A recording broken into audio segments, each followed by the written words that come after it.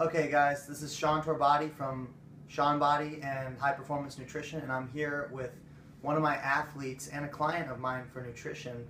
She's a bikini competitor. Racquel Symons is her name. Hi. And what we're going to talk about today is something that I don't think gets enough attention, which is the need for bikini girls after a first competition. Most girls are getting their feet wet, they're getting their first experience on stage, but what they find is they didn't quite have enough lean muscle.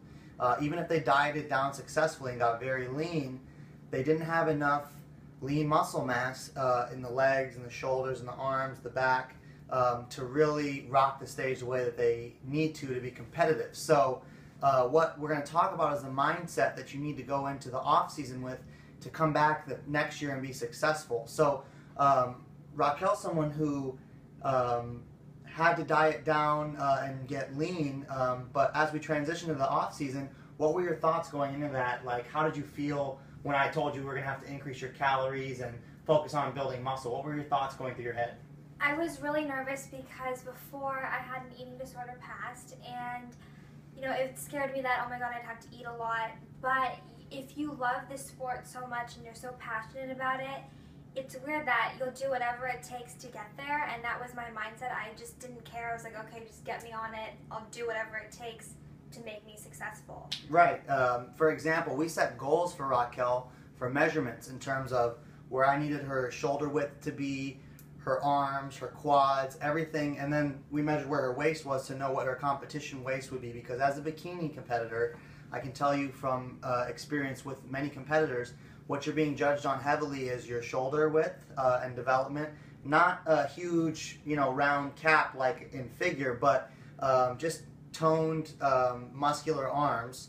And then you're looking at your quad development and sweep and your waist width. So you want to maximize the ratio in terms of having a great tiny waist, great conditioning, and then built quads and shoulder development and arm development. So we had to increase these for Racquel. So we focused on lifting heavy, on getting the high quality food in, and we didn't bulk. We didn't go on that dreamer's bulk. We increased calories strategically and slowly, and we had you eating a lot of high quality foods, as well as having a regular free meal each week, right? Yes. So what type of stuff did you do for your free meal?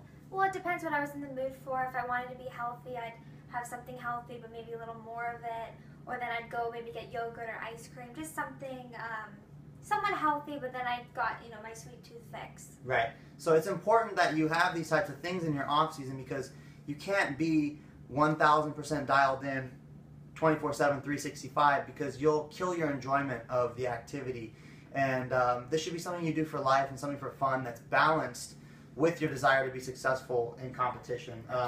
And you'll be better off for it that way. So the takeaways here is that if you're a girl who's competing in bikini or even figure, and you've done your first show and your feedback was you needed to gain more lean muscle, what you don't want to do is go overboard and just start eating whatever.